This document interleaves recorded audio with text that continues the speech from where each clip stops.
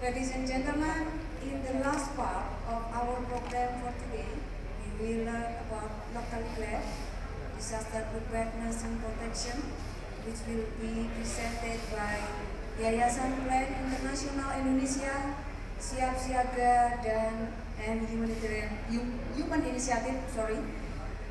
To get its insight into this topic, it's an absolute honor to bring the speaker to the stage, and the floor is yours.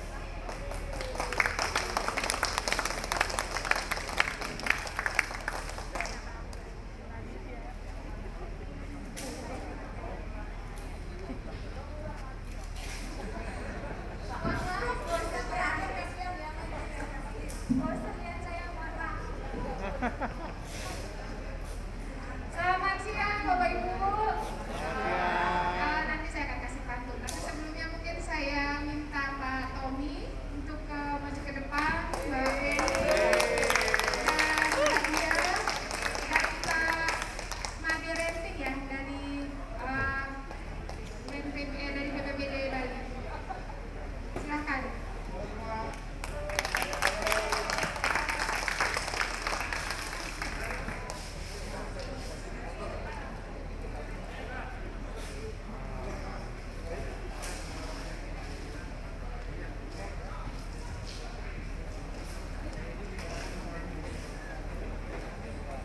Baik, wah jadi tambah banyak.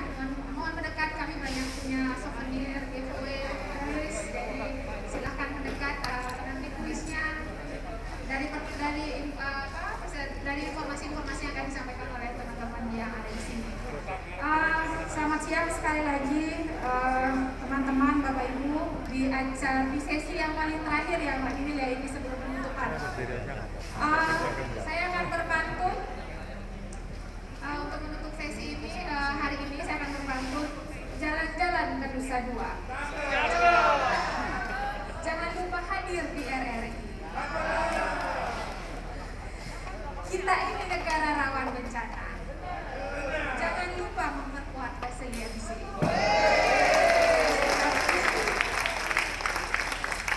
Baik, Bapak Ibu, perkenalkan saya Ida Murah, saya dari Yayasan Plan Internasional Indonesia. Senang sekali hari ini saya ada di sini. Terima kasih banyak sekali lagi untuk teman-teman yang organize RRI, Mbak Titi dan teman-teman BNPB. Saya akan memperkenalkan siapa saja sih yang ada di depan ini. Pertama kali mungkin nanti saya akan sebutkan nama dan teman-teman bisa mengelaborasi lagi perkenalannya nanti ya. Ada yang pertama dari Pak Kala BPBD Bali, Pak Made Renting, selamat datang Pak. Terima kasih banyak. Lalu yang kedua ada Pak Tommy, Presiden Human Initiative, selamat datang Pak. Berikutnya ada Mbak Meli dari LLPP Project, selamat datang. Dan ada Mbak Tiah dari Siap Siaga. Terima kasih banyak. Ya, sebelumnya saya akan minta teman-teman untuk menayangkan video 1 menit saja dari teman-teman Siap Siaga dan BPBD Bali. Monggo.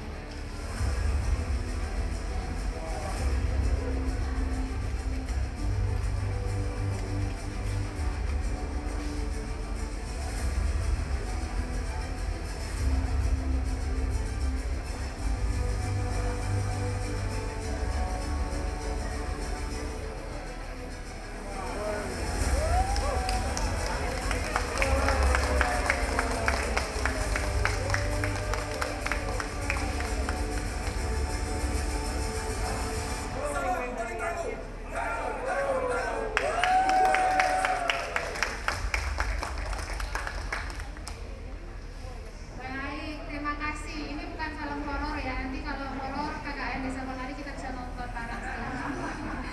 Bukan film horor. Tapi dari video tadi mungkin saya ingin bertanya ke Bapak Ibu yang ada di sini, apa nih tanggapannya terkait dengan itu ya, Bali Resilient, Bali Agenda for Resilient yang baru saja kemarin dibacakan di closing ceremony. Mungkin tanggapannya dulu sebentar sebelum kita masuk ke diskusi selanjutnya. Silakan Pak Made Renting. Gimana nih Pak tanggapannya?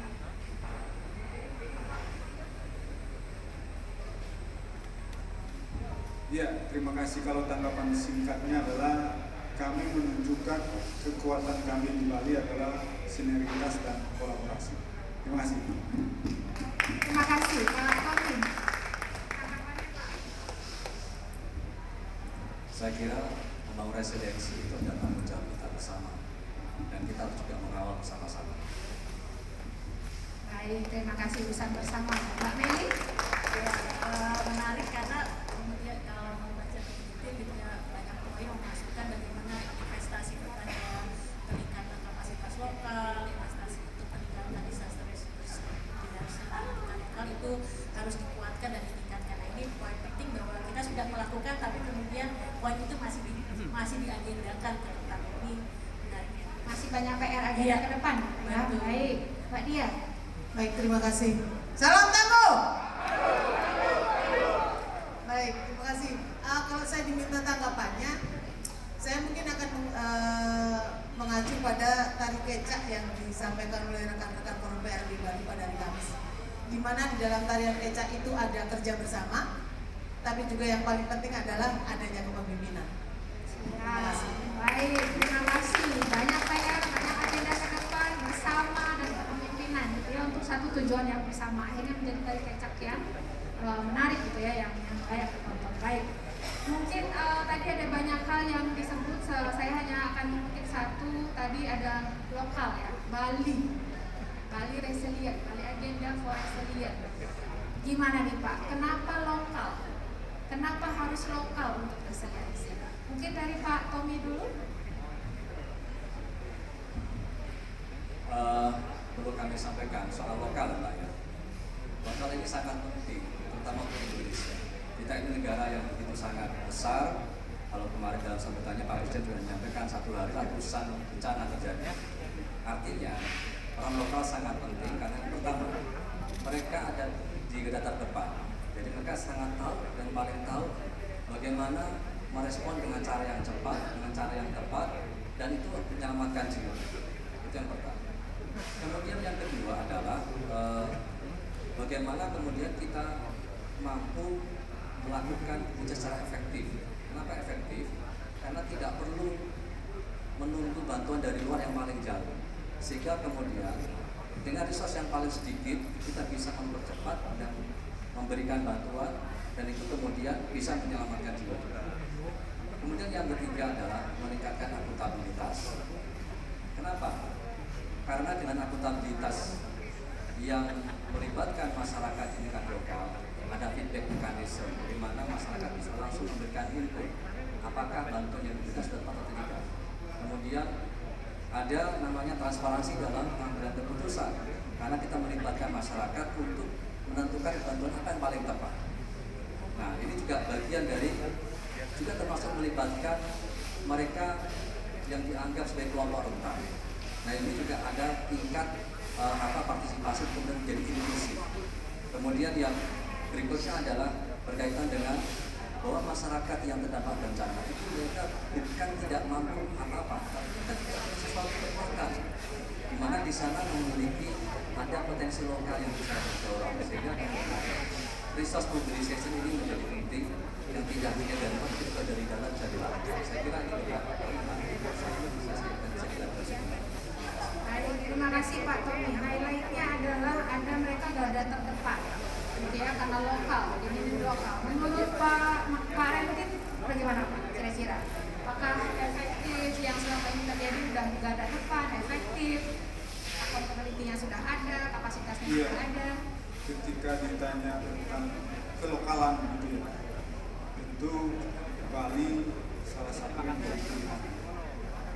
Kita bisa flashback alasan utama kenapa event sekelas KBDRR, event sekelas G20 dilaksanakan di Bali, tentu dengan berbagai pertimbangan. Satu di antara sekian pertimbangannya adalah Bali memiliki lokalisasi lokal yang sangat luar biasa, tidak hanya nasional Nusantara tapi mendunia. Dunia tahu, bahkan ketika 1-2 turis yang kita tanya apakah kenal Indonesia, malah dia tanya Indonesia itu sebelah mananya Bali gitu. Artinya ya itu nyata dan real adanya. Belum lagi ketika kita berangkat kondisi existing sekarang, kepemimpinan gubernur kami yang ada sekarang ini sudah tahun ke-3 menjelang ke-4, karena 2023 nanti sudah akan masa transisi diangkatnya penjabat gubernur Bali. Beliau mengedepankan dengan visi Nangon Satker Loko Bali melalui pola pembangunan semesta berencana menuju Bali era baru. Yang beliau tata adalah 3 hal: menjaga keseimbangan alam Bali, manusia Bali, dan budaya Bali itu sendiri. Oleh karena itu, konsep Nangon Satker Loko Bali dengan keseimbangan semua unsur yang ada di bumi Bali ini sesungguhnya real aksi nyata dari mitigasi bencana itu sendiri, sejalan dengan kebijakan nasional di mana kita diarahkan, kami BPBD di seluruh Indonesia diarahkan oleh pimpinan kita di BNPB, perubahan dan pergeseran paradigma dari sebelumnya responsif menjadi ke paradigma mitigasi dan kesiapsiagaan bencana. Banyak hal yang bisa kita tiru tentang kearifan lokal yang kita miliki di Bali. Janganlah jauh-jauh, 25 Mei kemarin bagaimana pimpinan delegasi bersama Bapak Presiden Republik Indonesia menandai dibukanya GBDR pada opening ceremony dengan memukul yang disebut dengan kul-kul, kentongan. Itu yang betul-betul khas dan tradisional yang ada di Provinsi Bali, dan bahkan ribuan tahun yang lalu sudah turun-temurun. Ada juru pecalang kami adalah merupakan petugas keamanan di tingkat wilayah desa adat. Beliau yang mengawal penuh berbagai kearifan lokal yang kami miliki di Provinsi Bali, dan kami tidak berhenti sampai di sana, terus berinovasi, terus mengoptimalkan berbagai potensi yang ada di desa adat. Sekarang sudah mulai bergerak namanya Sipandu Beradat, sistem pengamanan terpadu berbasis desa adat. Beliau-beliaulah para menggalang pecalang kami yang sebagai garda terdepan dalam upaya di satu sisi keamanannya, di sisi lain tugas kami di BPBD untuk membekali mereka dengan sekurang-kurangnya ilmu dasar tentang penanggulangan bencana. Itu kondisi awal yang kami cerita tentang kondisi yang ada di Provinsi Bali. Baik, terima kasih Pak Rentin. Sejalan ya dengan yang disebutkan oleh Pak Tommy bahwa memang ada leadership yang kuat di situ, dan Pak Rentin sudah menyampaikan juga bahwa Pak Gubernur punya berbagai macam konsep untuk memastikan bagaimana masyarakat Bali bisa lebih tangguh, bisa lebih aware kepada lingkungannya. Mungkin saya ke Mbak Diah dulu. Mbak Diah kan support nih di Bali gitu ya, contoh nyata nih sudah disebutkan oleh Pak Rentin barusan ini. Sudah seperti orang Bali, saya dicoret jadi orang Bali, malah justru Mbak Diah yang sekarang jadi orang Bali, nggak apa-apa, fine. Mbak Diah, gimana Mbak ceritanya, proses bagaimana kemudian teman-teman siap siaga hadir di Bali, pembuatan kapasitas yang dilakukan di Bali, dan mungkin dengan berkaca dari local wisdom yang sudah ada di Bali dan kapasitas-kapasitas sebelumnya yang memang sudah ada di Bali. Monggo Mbak. Ceritanya gimana ya Pak Rentin? Baik, kami siap siaga itu ada memiliki salah satu prinsip dalam kami local solutions for problems. Jadi melihat dari local wisdoms yang sudah ada di Bali, di mana ada harmonisasi antara manusia dengan Tuhannya, antara manusia dengan manusia, dan juga antara manusia dengan lingkungan. Trihita Karana Pak ya, itu sudah sangat mencerminkan bagaimana kita cara melihat atau mengambil tindakan dalam pengurangan risiko bencana manusia, alam, dan Tuhan. Jadi dari hal tersebut kemudian dari kalau yang manusia dengan Tuhan kan parayaan, kemudian manusia dengan manusia paungan, kemudian manusia dengan lingkungan palemahan. Nah dari hal tersebut kemudian kita berpikir ternyata kita perlu orang lain untuk kita bekerja bersama untuk menjaga lingkungan dan untuk harmonisasi. Kemudian kemitraan itu juga merupakan salah satu yang sangat dikedepankan oleh program Siap Siaga. Sudah ada kapasitas, sudah ada modal di Provinsi Bali, yaitu ada Forum Pengurangan Risiko Bencana Bali di sini, teman-teman yang ada di sini. Dan Pak Bos, mana ya Pak Bos? Jadi kami itu selalu istilahnya, kalau saya seringnya bertengkar sama Pak Gede sih. Kami jadi saling bertukar pendapat dengan Pak Gede, terutama dengan Pak Rentin di sini sebagai Badan Penanggulangan Bencana Daerah. Ayo kita harus bergandengan tangan bersama. Awal kami dengan siap siaga dengan BPBD Bali dan Forum PRD Bali. Kemudian bertambah lagi dengan Forum Wartawan Peduli Bencana, kemudian ada Forum Kemitraan Dunia Usaha, kemudian ada Gojek. Jadi yang bergandengan tangan dengan Forum PRB dan BPBD Bali makin banyak ini Mbak. Jadi dan kami lebih kepada menyiapkan sistem jadi penguatan kelembagaannya, di mana semakin banyak bencana ini menjadi urusan bersama, akan semakin mudah untuk kita menghadapi. Baik, terima kasih Mbak Dia. Jadi ada perpaduan gitu ya antara lokal wisdom, kemudian lokal aktor, dari aktivis sendiri dan kolaborasi. Baik, terima kasih banyak. Nah, karena kita tidak akan bicara Bali saja, kita akan bicara mungkin di luar konteks Bali, bagaimana kemudian Bali bisa menjadi model atau Bali bisa mencontoh model-model residensi yang sudah ada di luar Indonesia, itu di provinsi yang lain. Mungkin saya akan ke Mbak Meli dulu nih. Mbak Meli kan mendampingi dari Project, mendampingi beberapa provinsi gitu ya. Apakah yang tadi sudah dibicarakan Pak Tommy, Pak Rekin, Mbak Dia gitu ya, apakah itu terefleksi juga Mbak di provinsi-provinsi yang lain? Ya, betul. Jadi sekilas ya BPBD itu bekerja di 3 provinsi, jadi ada di Banten, Sulawesi Tengah, dan di Nusa Tenggara Barat. Jadi kurang lebih pengalamannya Bali itu memang awal-awalnya memang menjadi tantangan besar oleh kita, bagaimana penguatan kapasitas lokal itu dilakukan, bagaimana mengindustrialisasi kebutuhan regulasi panduan gitu ya, untuk mereka lebih kuat untuk merespons situasi yang ada, jadi hal-hal yang mungkin ini nanti di masa mendatang bisa juga diadopsi ataupun digunakan oleh itu saya bisa saling belajar. Baik, terima kasih Mbak Meli. Jadi kita bisa saling belajar gitu ya untuk meningkatkan resiliensi Indonesia, bukan hanya Bali saja gitu ya. Nah, saya akan kuis dulu. Kami sudah menyiapkan tumbler teman-teman dan juga ada USB ya, flash disk dari teman-teman HI. Pertanyaan pertama dari saya, bukan siapa nama Pak Tommy, sebut ya itu ya.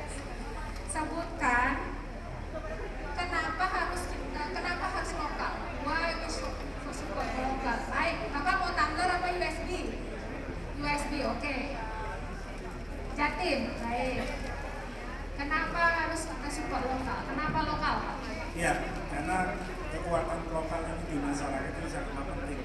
Tanpa kelokalan kita tidak bisa apa-apa. Walaupun dari pusat, dari mancanegara membantu itu hanya supporter saja. Tapi kekuatan yang terpenting, ujung tombak garda terdepan adalah yang di lokal di masyarakat. Untuk itu saya apresiasi banget dari EPRB Jatim, tepuk tangan untuk BPBD Bali dan EPRB Provinsi Bali. Banyak belajar di EPRB Bali. Baik, jawabannya benar Pak Tommy. Siap? Dapat USB dari teman-teman HI ya? Atur sesemangat. Satu lagi. Tadi Mbak Dia dan Pak Ranti menyebutkan ada local wisdom yang digunakan untuk meningkatkan resiliensi Bali. Local wisdom, salah satu aja. Local wisdom, baik, silakan dulu. Mau tumbler apa USB Ibu?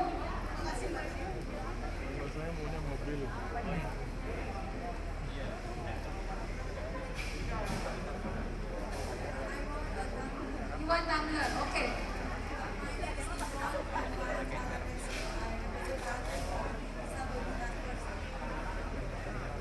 Nice to meet you, Yvonne.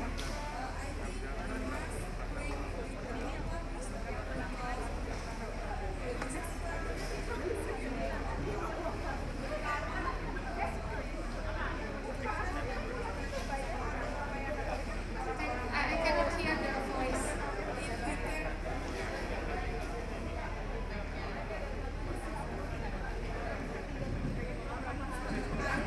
We must prepare from the local wisdom because the union from the local wisdom can protect the island, can protect the disaster when the disaster have in the island.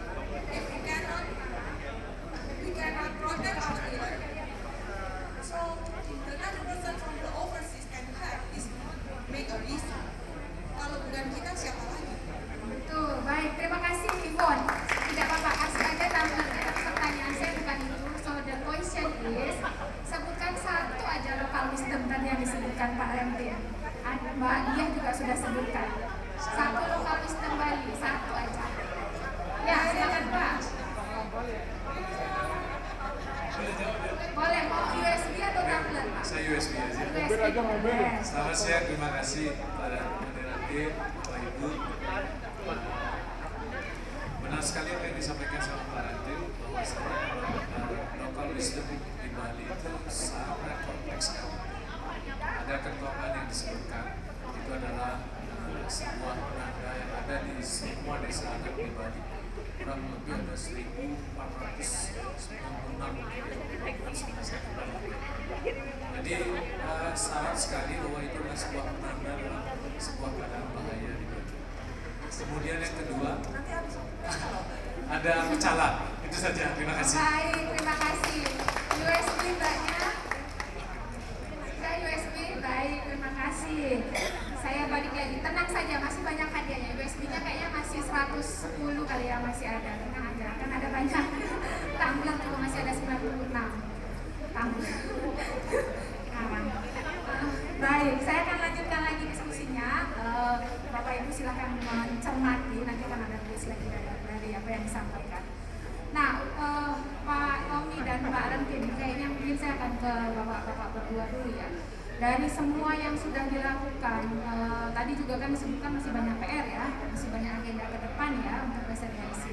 Bali resiliensi itu bukan hanya milik Bali, bukan milik Indonesia, bahkan mungkin milik global. Nah, apa Pak yang menurut Bapak masih PR konkret nih yang harus urgent nih, yang paling penting dulu nih, ini harus ada dulu nih, kalau enggak kita nggak akan jalan ke depan-depan untuk yang local leadership. Menurut Bapak Rentin dan Pak Tommy. Ya, di sini ada beberapa pimpinan dan GM dari para hotel ya di bagian depan ini. Karena selesai kita diskusi di sini, kita akan lanjut di Rumah Resilience Indonesia Forum 5 Bencana Bali. Yang di depan, Di yang di balik. depan. Kita akan Nanti kita ada pindah ke diskusi sana, lanjutan. bawa tumblernya juga ke sana. Yang paling utama menjadi PR kami di BPBD Provinsi Bali, di samping melanjutkan dan meneruskan program dari BPBD, ada yang memang spesifik hanya Bali miliki. Dua hal sebenarnya. Pertama, sertifikasi kesiapsiagaan bencana Bali Dunia Usaha. Ketika saya mengutip dan menggarisbawahi statement Kepala BMKG, izin sebut nama beliau, Prof. Nikolita Karnawati. Beliau ketika menjadi keynote speaker di berbagai seminar nasional internasional, beliau selalu katakan ketika ingin belajar kolaborasi yang baik antara pemerintah daerah dengan dunia usaha, belajarlah dari Bali, tanya hal-hal teknis kepada BPBD Provinsi Bali. Kami punya ratusan, bahkan mendekati ribuan berbagai fasilitas pendukung pariwisata, khususnya hotel. Tetapi sampai tahun ini, ada yang sudah lewat masa berlakunya, ada yang memang belum sama sekali. Dan sejalan dengan berbagai event internasional menjadi pressure yang luar biasa buat kami. Kami BPBD, hotel ini akan dijadikan venue untuk pelaksanaan event internasional. Segera update sertifikasinya. Teman-teman kami, para GM hotel itu ada di sini, kurang lebih ada 10 sampai 15 orang yang akan hadir. Kita akan diskusikan what next, apa yang bisa ke depan kami lakukan, terutama BPBD. Di tengah kami, kita semua berhadapan dan berperang menghadapi pandemi COVID-19 yang konsep logisnya, nasionalisasi, pengulangan anggaran. Kami survive, di samping disupport penuh oleh teman-teman siap-siaga, kehadiran teman-teman dunia usaha, kesiapan mereka untuk kami update sertifikasinya, kami mulai membina mereka peningkatan kapasitas dan lain sebagainya, sangat amat berperan. Itu satu, sertifikasi kesiapsiagaan bencana. Dari ratusan hotel kami baru mampu 64 hotel. Secara jumlah, secara kuantitas, persentase masih sangat jauh ya, dari yang diharapkan. Bapak bahkan belum tuntas dunia usaha. Pak Gubernur sudah menegaskan, Pak Kepala BPBD, tidak cukup hanya di sektor dunia usaha perhotelan pariwisata saja, kembangkan ke seluruhnya, bahkan sektor publik, kantor pemerintah, non pemerintah, semua gerakan mereka mendapatkan sertifikat kesiapsiagaan bencana. Yang kedua, ketika secara nasional ada HKB, Hari Kesiapsiagaan Bencana, yang hanya 1 tahun sekali kita rayakan di tanggal 26 April tiap tahun. Berbeda halnya dengan Bali. 26 April 2019 itu hitungan bulan setelah saya ditetapkan sebagai Kepala BPBD. Saya ajukan telah staf kepada Pak Gubernur, Pak, kita sudah saatnya melatih seluruh komponen masyarakat Bali untuk ready, siap menjadi masyarakat yang tangguh terhadap bencana. Salah satu caranya adalah biasakan mereka untuk melatih diri, sehingga ditetapkanlah tiap 26 tiap bulan sebagai hari simulasi bencana. Tidak hanya sebatas seremonial, tetapi kita berkeinginan setiap tanggal 26 seluruh komponen masyarakat Bali sampai ke tingkat desa adat. Kami punya 1943 desa adat. Di bawah koordinasi dari para manggala pecalang, mereka harus mampu menggerakkan di tataran grassroots di tingkat desa adat setiap tanggal 26 membiasakan diri untuk simulasi. Karena esensi dari simulasi adalah melatih diri, melatih kesiapsiagaan diri sendiri, termasuk berbagai sapras yang ada di lingkungan kita. Demikian. Baik, jadi urgentnya adalah membangun itu ya Pak ya, sense of kesiapsiagaan readiness itu ya, bahkan dari level lokal dibantu oleh semua stakeholder yang ada, pecalang dan juga ada bisnis private sektor yang bergabung di bencana dan hanya ada di Bali. Jadi ya hanya ada di Bali dan mungkin itu akan menjadi contoh yang luar biasa untuk di Bali. Kalau Pak Tommy apa nih Pak? Sedikit saja Pak. Yang paling penting nih, urgent nih PR-nya, ya. Yang jelas adalah peningkatan kapasitas. Kenapa ini sangat penting? Karena tanpa dibekali sebuah penguatan kemampuan untuk mengelola dan menangani bantuan bencana, ini menjadi tantangan besar. Jangan sampai nanti ketika membantu itu malah menjadi penyintas, malah menyulitkan yang akan membantu. Nah, tentunya ini sangat penting. Kenapa? Karena kami punya pengalaman yang sangat panjang. Ketika ada program PIR, Preparing to Emergency Response, kami bersama dengan CERS dan FDS. Itu 3 tahun mereka mendampingi kami di 2 nasional organisasi dalam penguatan kapasitas dalam pengelolaan bencana. Dan itu kemudian mendorong menjadi kita sangat percaya diri ketika itu dilakukan, sehingga dengan adanya peningkatan kapasitas itu akan berdampak kepada soal kepercayaan diri atau makin pede untuk terjun secara langsung membangun masyarakat. Yang kedua adalah ketika sudah mampu, lalu tantangan berikutnya adalah bagaimana mereka nanti bisa sustain dalam melakukan kapasitasan dan mengolah warganya. Makanya kemampuan masyarakat itu sendiri dalam memobilisasi potensi yang mereka miliki ini jadi penting. Indonesia ini kan negara yang sangat dermawan. Maka membekali masyarakat atau lokal dalam melakukan penggalangan potensi sumber daya, apakah finansial, apakah potensi karya dimiliki oleh masyarakat, ini akan membangun sustainability atau keberlanjutan. Tidak tergantung kepada setiap proyek atau donor yang ada dari luar. Nah, sehingga ketika kita mampu mengelola ini potensi yang ada di masyarakat, donor yang ada dari luar, ini kemudian cenderung disustain. Saya kira dua ini kami juga punya pengalaman ketika mendampingi masyarakat di Argomulyo di Merapi. Dan alhamdulillah terakhir kemarin kami ke sana, meskipun proyeknya sudah selesai, tapi mereka bisa secara mandiri melakukan pelatihan secara mandiri. Ketika COVID kemarin mereka bisa membuat shelter yang aman terhadap COVID dan sebagainya. Ini juga salah satu bentuk yang kami sangat senang karena masyarakat bisa secara swadaya dan Pak Gubernur memberikan apresiasi sebagai desa terbaik di Jakarta. Terima kasih Pak Tommy. Jadi banyak hal yang disebutkan oleh Pak Rentin dan Pak Tommy ya. Memang kapasitas lokal dari pengetahuan dulu baru kemudian mampu dan kemudian berlanjut gitu ya. Nah, saya akan ke Mbak Dia nih Pak. Kira-kira apa yang dengan segala macam yang memang sudah ada di Bali gitu ya, dan cerita juga Pak Tommy di Argomulyo gitu ya, dari teman-teman SS sendiri, teman siap-siaga sendiri melihat pembelajaran apa sih yang sebenarnya bisa dipetik dari Bali ini dan juga dari mungkin tempat-tempat yang lain gitu dalam penguatan kapasitas lokal ya, kepemimpinan lokal. Ya baik. Salah satu pembelajaran yang bisa kami petik salah satunya adalah kelompok rentan yang sebenarnya bisa menjadi subjek, itu tidak menjadi objek lagi.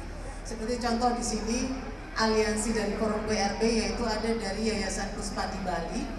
Saya tadi lihat ada Pak Gunung, di mana kelompok penyandang disabilitas juga punya peran dalam pengurangan risiko bencana. Kemudian kelompok rentan lainnya juga yang berperan adalah kelompok perempuan. Kami bukan kami, Forum PRB Bali. Saya mesti minta izin dulu ke yang punya Forum PRB. Makanya saya ngelirik Pak Gede dulu sebelum saya dimarahin nanti. Ada aliansi dengan Paiketan Krama Istri. Itu adalah kelompok perempuan Bali ya, di mana diketuai oleh Ibu Koster. Begitu. Kemudian ada lagi yaitu kelompok marginal, yaitu dari Yayasan Gaya Dewata. Ini saya hanya menyampaikan inisiatif-inisiatif yang difasilitasi oleh Siap Siaga, namun idenya adalah dari BPBD Provinsi Bali bersama dengan Forum PRB Bali untuk melibatkan kaum marginal juga begitu. Kemudian yang paling utama mungkin yang sudah melihat video dari Forum PRB adalah anak mudanya. Ini peran, kalau misalnya ada teman-teman BPI yang juga pernah menyampaikan di mana kaum muda juga berperan dalam pengurangan risiko bencana, ini juga harus menjadi salah satu hal yang lebih dikedepankan lagi. Seperti itu pembelajaran yang pertama, di mana ternyata berjalan bersama dengan BPBD Provinsi Bali dengan Forum PRB Bali ini kita bisa menemukan teman lebih banyak seperti itu. Itu pembelajaran yang pertama. Dan kemudian yang kedua, subforum yang ada di Forum PRB Bali dan juga aliansinya itu mereka punya solusinya sendiri kok atas permasalahannya begitu, dan kemudian mereka juga bisa bergerak cepat atau istilah kita itu adalah gercep seperti itu dengan kemitraan antara BPBD dengan Forum PRB Bali itu sendiri, seperti itu. Baik, terima kasih Mbak Iya. Ini memang ada keterlibatan dari kelompok-kelompok adat ya. Jadi nanti akan jadi kuis siapa nama kelompok adat perempuan di Bali yang dipimpin oleh Ibu Koster, tapi itu nanti ya. Saya bisa google nggak apa-apa. Nanti ada pertanyaan yang lain. Mungkin ke Mbak Meli. Mbak Meli, ini pembelajarannya dari 3 provinsi tadi yang disebut oleh konsorsium BLDP ya. Itu apakah ada yang sama atau memang ada yang berbeda atau memang ada, ya Indonesia memang beragam, itu nggak bisa disatukan pembelajarannya dan lain-lain. Ya, sebelumnya konsorsiumnya itu ada Plan Indonesia, ada FBMC, ada REDA, ada Consumer Center dan ADRA. Jadi ini 5 lembaga yang bekerja untuk disaster dan protection ini. Nah, memang tantangannya banyak ya. Pembelajaran terbesarnya adalah misalnya di konteks kebijakan dan panduan. Nah, ini kan di level nasional banyak sekali ya, dan bagaimana teman-teman di level provinsi dan kabupaten ini memahami bagaimana sih panduan ini bisa diterjemahkan di konteks lokal gitu, karena misalnya di NTB dengan Sulawesi Tengah kan sangat berbeda gitu ya, kemudian dengan Banten juga berbeda, pengalaman mereka itu berbeda ketika terjadi bencana, sehingga mengkontekstualisasikan aturan yang ada di level nasional ke daerah ini itu memang tidak serta-merta menciplak ya atau mengadopsi yang dari nasional, tapi kemudian disesuaikan dengan konteks lokal. Nah, ini butuh waktu untuk mendiskusikan, melihat kembali kebutuhannya seperti apa. Dan soal kapasitas tadi ya, dari 3 provinsi ini memang berbeda-beda. Nah, ini sehingga kita mencoba melihat kembali gitu ya, berbicara dengan, kalau ngomongnya pentahelix ya, semua orang dilibatkan. Nah, seperti apa sebenarnya peningkatan kapasitas, apa yang memang paling dibutuhkan prioritas. Nah, ini yang kita lakukan pembelajaran. Baik, terima kasih. Kayaknya semua nyambung ya, local solution, local problem dan local solution, lalu memang tidak bisa dikontekstualisasi, generalisasi semua gitu ya. Panduan-panduan nasional pun harus dikontekstualisasikan. Bahkan mungkin yang menjadi pembelajaran di Bali bisa menjadi tantangan di daerah lain ataupun sebaliknya. Jadi memang harus benar-benar kontekstual. Saya akan minta teman-teman dulu untuk memperlihatkan slide yang tadi disebutkan oleh Mbak Meli. Ada panduan-panduan nasional yang sudah dibuat oleh teman-teman LDPP Project, tapi ini again seperti yang disampaikan oleh Mbak Meli bahwa perlu dikontekstualisasikan gitu ya. Jadi tidak semua kemudian plek-plek harus diadopsi seperti ini di konteks lokal. Jadi Bapak Ibu mungkin bisa melihat local problems-nya tadi dan kemudian mengidentifikasi local solution-nya apa, dan itu datang dari teman-teman yang memang sudah ada di lokal. Baik, terima kasih. Mbak Ura bisa nambahin sedikit ya soal ini. Jadi ada link, ada bukunya, semua bisa diakses online, dan kami sudah berbicara juga dengan Badan Diklat BNPB, Pak Merton dan tim. Jadi ini juga akan distandarisasikan untuk bisa digunakan oleh semua pihak. Jadi tidak menjadi redundant effort gitu ya. Semua orang bisa menggunakan ini dan bisa diakses bersama. Ini bisa diakses di websitenya RedR Indonesia, Plan Indonesia, dan juga di MDMC. Kalau ada yang butuh dokumennya bisa mengakses ke sana gitu. Terima kasih banyak. Mungkin ini menjadi capaian juga ya dari teman-teman dari BPD. Mungkin di masa depan Pak Berton juga ini akan satu pintu ke badan diklatnya BNPB. Baik, terima kasih. Dan ini bisa kolaborasi nantinya teman-teman HI, Pak Tommy dan BPD Bali juga mungkin bisa mengakses ini dan kita bisa kerjasama bareng bagaimana mengontekstualisasikan ini untuk konteks wilayah problem yang ada di Bali. Kita akan bicara soal pencapaian nantinya dan kemudian akan bicara soal apa sih rekomendasi dari teman-teman. Tapi kita akan kuis dulu untuk menutup sesi ini. Sesi 2, segmen 2, kita akan ke segmen 3. Nah, dengan kuis. Kuis yang pertama. Tanggal berapa hari kesiapsiagaan bencana nasional? Tadi, Bapak sudah tadi. Yang mana? Yang, Mbaknya, monggo Mbak. Tanggal 26 April. Baik. Sip. Mau tumbler atau USB Mbak? Tumbler? Tumbler Karon? Baik. Berikutnya. Tapi di Bali setiap bulan dirayakan loh. Tanggal berapa? Kan sudah tadi. Ya, silakan Pak. Setiap bulan. Tanggal 26. Baik, USB apa tumbler Pak? Tumbler, silakan ke tumbler Bapaknya. Kayaknya tumblernya sudah segera habis. Nanti kasih tahu kalau habis ya Kak Ron. Oke, tadi pertanyaan yang sudah saya sebutkan. Sebutkan nama kelompok perempuan yang ada di Bali. Silakan Bapak. Pakis, Ikatan Keramu Istri Bali. Betul ya, diketuai oleh Ibu Koster. Bapak mau USB apa tumbler? USB, silakan Mbaknya USB, mana ya USB? Siap? Oke, silakan masuk ke sesi. Fortuner Pak, Bu, kalau Bu apa Fortuner, tapi brosurnya aja.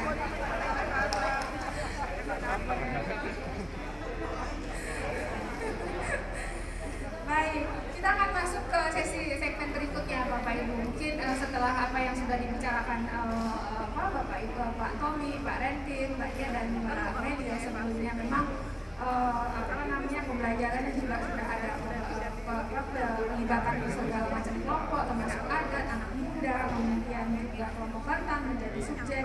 Lalu yang paling penting adanya misalnya tadi ya keberlanjutan, adanya kepemimpinan yang kuat. Contohnya di Bali dari Pak Gubernur sudah kuat, lalu turunannya itu juga kuat, kemudian sampai ke level adatnya terlibat semua, pecalang gitu ya, kelompok adat terlibat semua. Jadi memang ada satu sistem yang memang harus kita kuat, begitu kurang lebih. Nah, kira-kira Pak Rentin dan Pak Tommy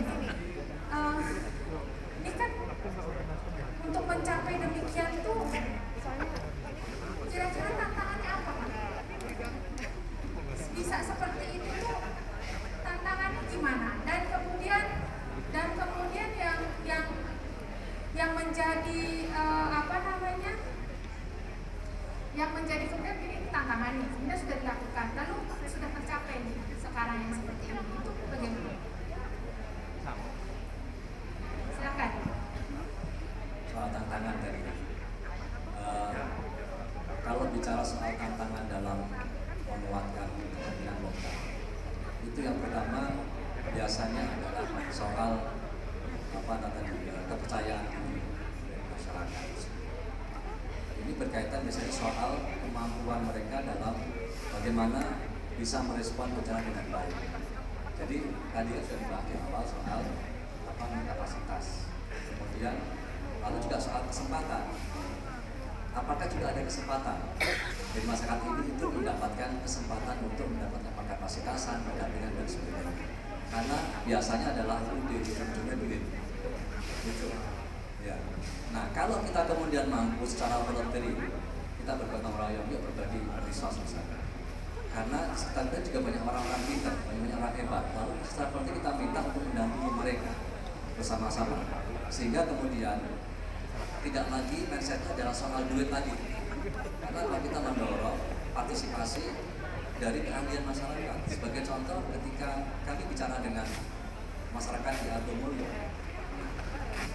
kenapa Bapak mau tertarik untuk melanjutkan program yang ketahanan bencana kapasitas ini Pak di Argomulyo? Karena mereka menganggap bahwa ini bukan soal proyek saja, Pak, tapi ini ada tanggung jawab kami bersama untuk menularkan kepada masyarakat di wilayah Argomulyo dan kemudian desa tetangganya agar memiliki kapasitas yang baik, sehingga kemudian itu persis kata tadi Mbak Dia, anak-anak muda tertarik berpartisipasi, kelompok yang rentan bahkan yang usianya sudah lansia itu juga mau terlibat. Bahkan mereka katakan, Pak, sekarang semua urusan sosial di desa kami diminta turun. Apa misalnya? Ada kebakaran, lalu ada kematian warga. Makanya yang tadinya adalah ketangguhan untuk resiko gunung Merapi itu menjadi meluas besar. Gitu. Nah, akhirnya mereka memiliki sebuah percayaan diri. Ya, lagi-lagi pada ujung kemudian desa juga turun tangan memberikan anggaran desanya untuk menguatkan kapasitas desanya masyarakat. Bahkan kemudian Pak Camat juga turun tangan memberikan anggaran. Nah ini, saya kira dari soal tantangannya dan yang kalau bicara berikutnya nanti kalau bicara soal rekomendasi. Mungkin stop dulu ya. rekomendasinya Pak. Terima kasih banyak. Pak, nanti mengalami nggak Pak? Ujung-ujungnya duit, lalu tadi ada kalau Pak Tommy solusinya adalah adanya kolaborasi dengan dana desa ya. Kalau Pak nanti dengan pencapaian yang sekarang sudah disebutkan tadi, itu ada nggak tantangannya ujung-ujungnya duit tadi di Bali? Sebenarnya ada hampir di semua wilayah ya, cuman wilayah di Bali tidak terlalu nampak permukaan. Ya silent gitu, belakang layar gitu ya. Silent, ujung-ujungnya duit. Saya justru ingin menggarisbawahi statement Pak Tony yang pertama, ketika kita berhadapan dengan masyarakat Bali yang relatif kecil secara pulau, hanya 0,23% dari luas Indonesia secara keseluruhan, jumlah penduduknya hanya 4,3 juta jiwa, itu sesungguhnya dengan karakteristik yang berbeda-beda. 1.493 desa adat itu, aturan tertulis di tiap adat yang namanya awi-awi, itu satu desa adat dengan desa adat yang lain berbeda-beda. Saya contoh yang paling real, paling dekat saja ketika terjadi gempa di antara Karangasem dan Bangli kemarin. Terdampak paling signifikan adalah warga kami di daerah Batur, di pinggir Danau Batur, yang memang sudah hampir 7 turunan. Mereka memang sudah bermukim di tempat sana, tapi di sisi lain dari kacamata sudut pandang kebencanaan, mereka masuk di zona merah, bahkan rawan sekali. Sedikit aja ada goncangan gempa kemarin, tebing-tebing curam yang ada di belakang vertikal mereka itu sudah ancaman nyata di depan mata. Terbukti satu keluarga tertimbun longsoran, 4 di dalamnya, 3 bisa diselamatkan, yang 1 meninggal. Apa yang mereka sampaikan ketika kami mengingatkan kembali, Pak, Ibu, ini daerah rawan terhadap longsoran, kita berada di betul-betul curam tebingnya. Karena memang ketika kita ingin membangun ketangguhan masyarakat, pertama mengenali berbagai ancaman di sekitar kita. Mereka apa yang mereka jawab? Kami sudah 7 turunan, turun-turun bertempat tinggal di sini. Biarlah kami lahir, hidup, tumbuh, dan matinya ada di sini. Padahal dari sisi risiko sangat amat berisiko. Ini ke depan bersama-sama teman-teman forum pengurangan risiko bencana di Provinsi Bali dan kami di pemerintah daerah berdiri sendiri. Mereka menjadi garda terdepan untuk mengedukasi masyarakat di satu sisi, menyadarkan masyarakat di sisi lain bahwa kita Bali khususnya Badan Sejarah Nasional Indonesia berada di ring of fire, di ancaman yang luar biasa terhadap berbagai potensi bencana. Jadi tadi tantangannya kurang lebih sama gitu ya Pak ya, dengan ujung-ujungnya duit. baik. Boleh Pak Tommy. Satu kunci sebetulnya agar mereka merasa berhasil gitu ya, dan kemudian bisa berhasil betul itu ada di pendampingan ya. Ketika proses pendampingan berjalan dengan baik, tidak harus secara formal dalam satu rangkaian proyek. Ketika proyek selesai, kalau kemudian mitranya dari awal itu secara voluntary mau mendampingi, saya kira kayak dia tadi pendampingan yang banyak ini satu muncul. Teman-teman kami di Jogja itu sering silaturahmi, kunjung ke desa itu meskipun tidak ada proyeknya, hanya ngobrol, melihat apa yang sudah dijalankan, apa yang sudah terjadi, apa yang kontribusi mereka, dan mereka merasa senang. Kenapa? Tetap didampingi, dibantu, berbagi pengalaman, berbagi cerita, akhirnya mereka merasa kuat. Gitu.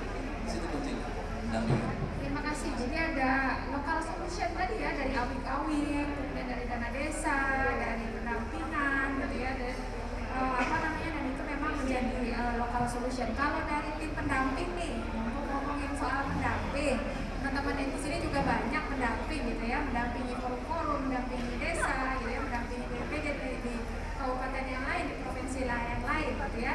Dari kacamata pendamping nih, Mbak Dia dan Mbak Meli, tantangannya apakah sama? Memang ujung-ujungnya duit, lalu memang sudah ditanggapi dengan solusi-solusi lokal, atau ada tantangan yang teman-teman sebalik dari kacamata pendamping lihat? Boleh. Boleh dulu.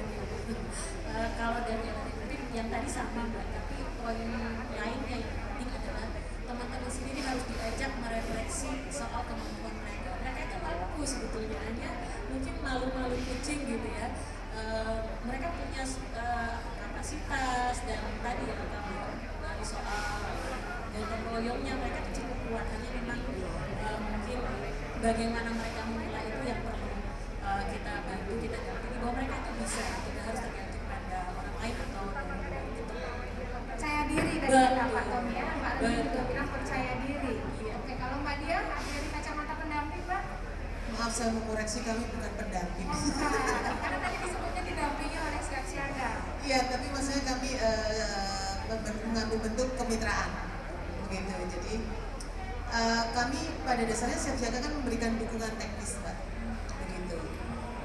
Di mana kami memfasilitasi dan memberikan dukungan teknis dalam proses-proses untuk kemitraan ini. Sebenarnya kalau tantangan, kami mengidentifikasi hal yang sama. Tapi saat ini kami maksudnya kami punya satu solusi yang masih belum dikatakan bisa berhasil ya, karena masih dalam berproses. Itu yang kami sebut dengan bisnis model kanvas. Kalau misalnya ujung-ujungnya duit, sebenarnya kan ujung-ujungnya itu adalah keuntungannya untuk aku apa sih gitu kan. Nah, di dalam bisnis model kanvas ini, kalau di dalam forum PRB sudah ada bisnis model kanvas atau sinergi antara misalnya forum kemitraan dunia usaha dengan forum IABI misalnya, kemudian forum IABI dengan forum relawan seperti itu. Nah, ini yang masih kita kembangkan sih bisnis model kanvas ini gitu. Ada bisnis model yang menjadi solusi gitu ya, datang dari teman-teman forum. Ya.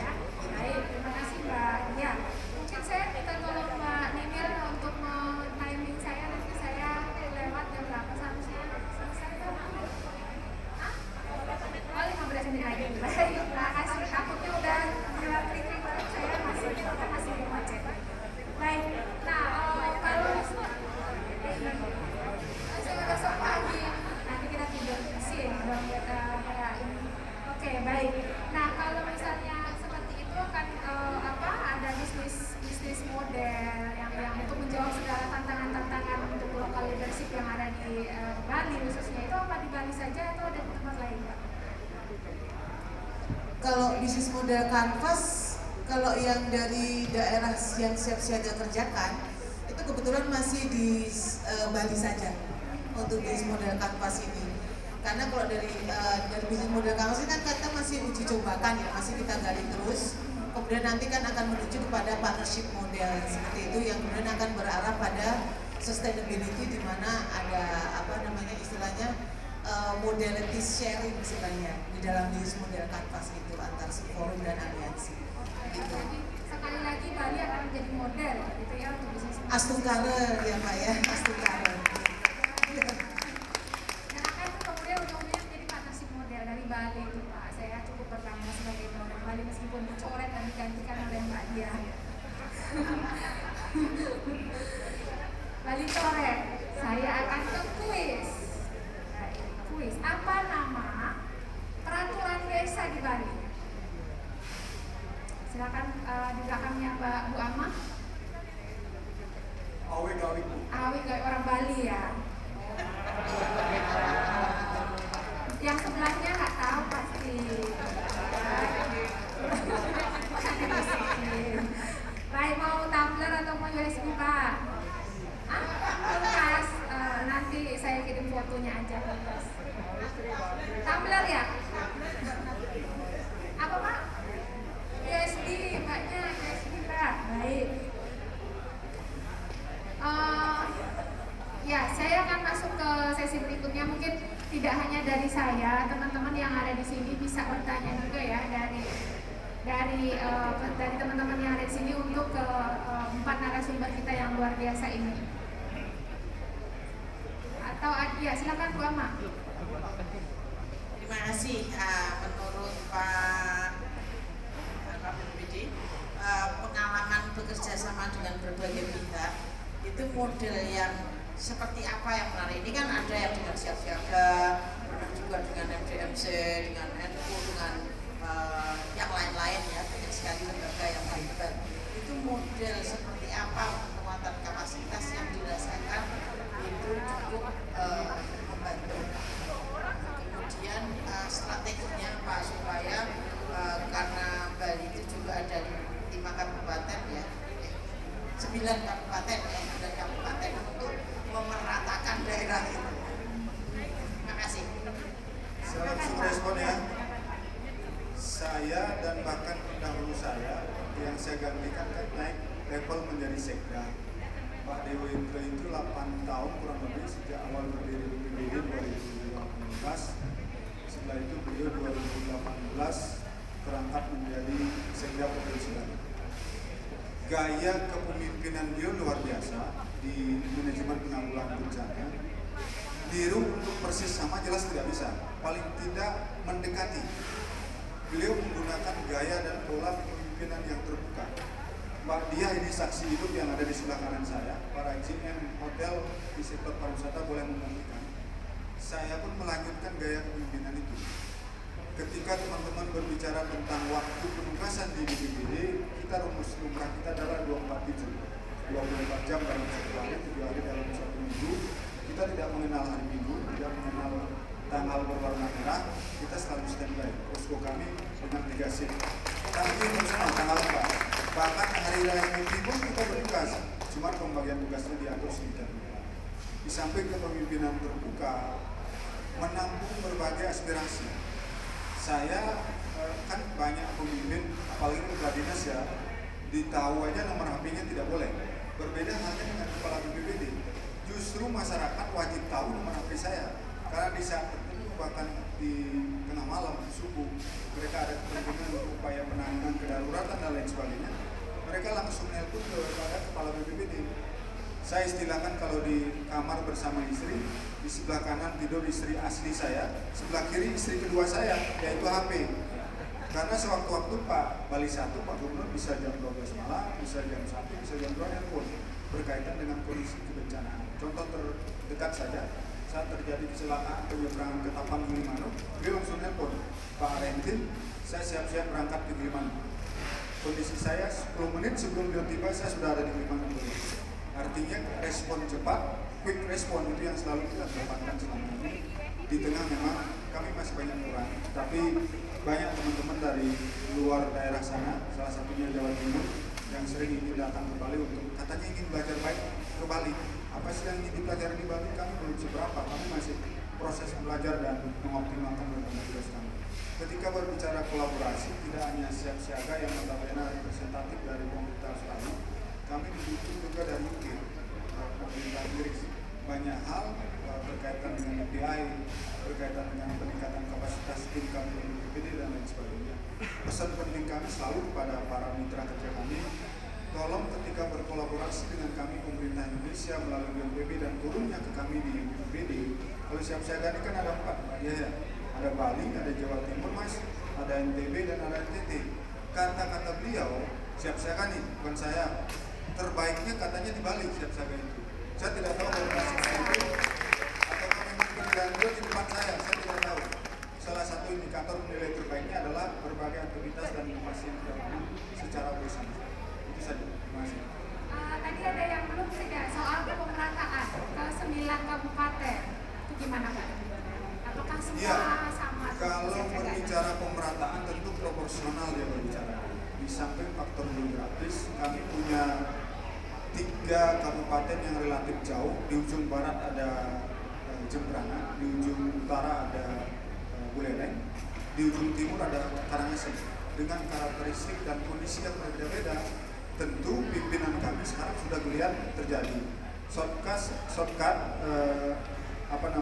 tol Mungui ke Gilimanuk sedang dibangun, sedang proses pembangunan. Final sebelum transisi kepemimpinan beliau sudah punya ekspektasi selesai.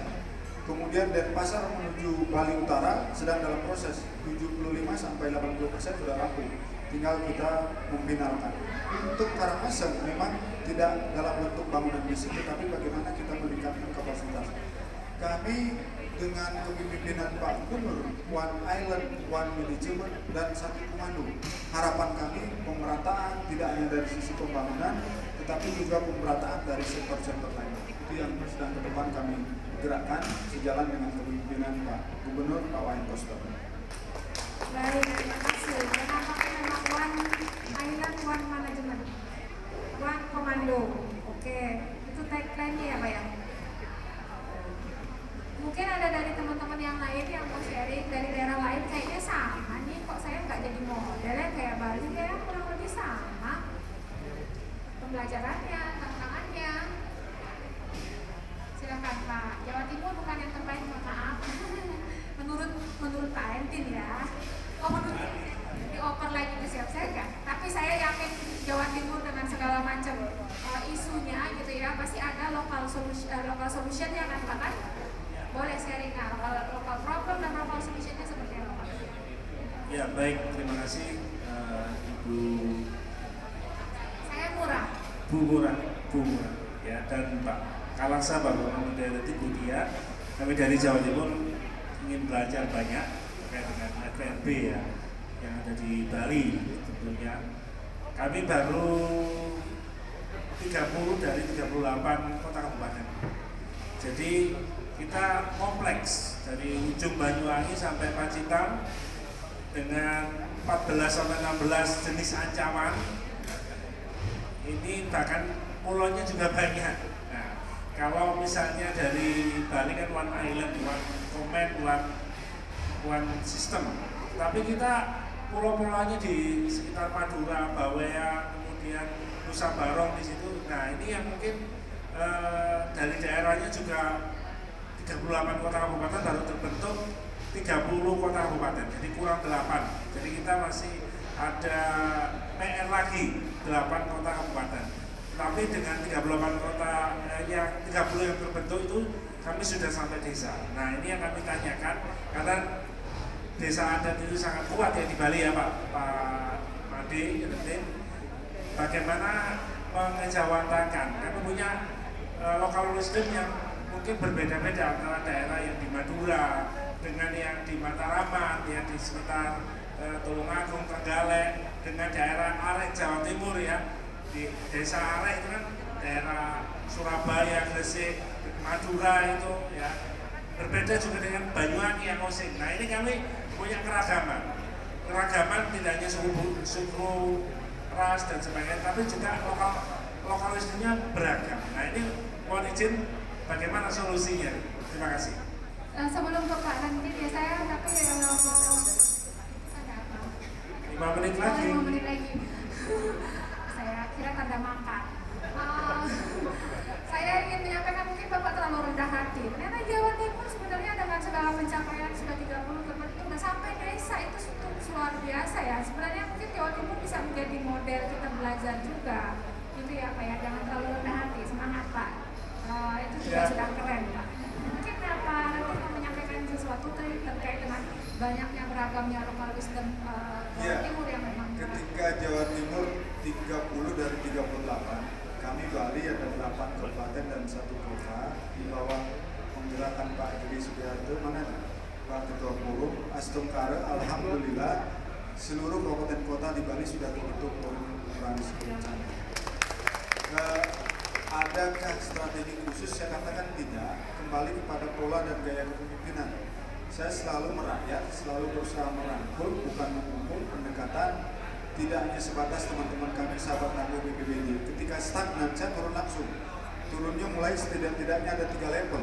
Dekati sekda tidak ada respon, dekati wakil bupatinya, wakil bupati stagnan, langsung ke pucuk pimpinan. Kalau tidak puas dan tidak cukup melalui WhatsApp dan telepon, saya datangi. Paling tidak ngopi bareng di rumah jabatan. Pak, ini penting untuk kita bangun pengurangan risiko bencana, ada forum yang tolong bisa difasilitasi. Jadi Bali dengan gaya pola pendekatan itu, kepemimpinan terbuka tadi yang saya sampaikan, Astungkara, alhamdulillah kita semua bisa merangkul teman-teman kita di kota. Terima kasih. Terima kasih Pak. Memang beda skala ya Pak. Di sini cuma 8, Bapak 38. Tapi terbentuk 30 sampai mendapatkan itu suatu luar biasa. Terima kasih Pak Susanna. Ya, kalau berhasil Itu berkat Ibu Tinir yang mendorong kita. tepuk tangan buat Tidak Ibu bosan-bosan. Tinir. Luar biasa. Kalau nggak berhasil di warung kopi, warung bakso Pak. Jadi banyak cara untuk mendekati. Tenang saja. Nah mungkin 5 menit terakhir sebelum nanti tanda makan dibunyikan lagi oleh Mbak Ningir, saya akan meminta Bapak Ibu, Pak Rentin, Pak Tommy, Mbak Meli, dan Mbak Dia untuk memberikan rekomendasi ke depannya nih. PR-nya, rekomendasinya seperti apa ke depannya ya, untuk kemudian meningkatkan local leadership, local capacity, ya, local ownership untuk resiliensi. Monggo Pak. Ya, kalau diminta sebagai closing statement, saya mengingatkan kepada kita semua, kita kan sangat familiar dengan salam tangguh kita, tangguh. Kita maknai bersama-sama dengan 3 item. Kenali berbagai potensi ancaman bencana di sekitar kita. Kedua, siapkan strategi untuk penyelamatan diri. Yang ketiga, siap untuk selamat. Terima kasih. Pak Tommy, rekomendasinya? Langsung ya.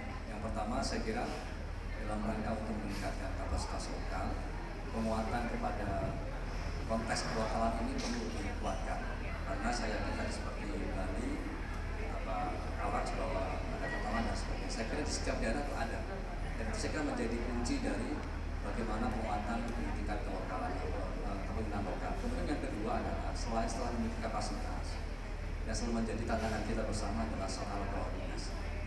Ya, jadi kepercayaan diri kita sebagai di tingkat lokal untuk terlibat banyak dalam koordinasi setiap bencana ini juga menyelamatkan jiwa kita. Karena apa? Ketika kita mampu sebagai seorang lokal atau pemimpin di tingkat nasional terlibat dalam arti dalam koordinasi ini menjadi sangat penting. Karena informasi semua ada di grassroots itu sendiri. Kemudian yang ketiga saya kira bagaimana kita bersama-sama saling mensupport, berkolaborasi, karena kepemimpinan lokal tanggung jawab kita bersama. Kita tidak bisa menunggu dari pihak luar untuk menguatkan diri kita, membuat kita menjadi pemimpin di negeri sendiri dalam menangani bencana. Terima kasih Pak Tommy.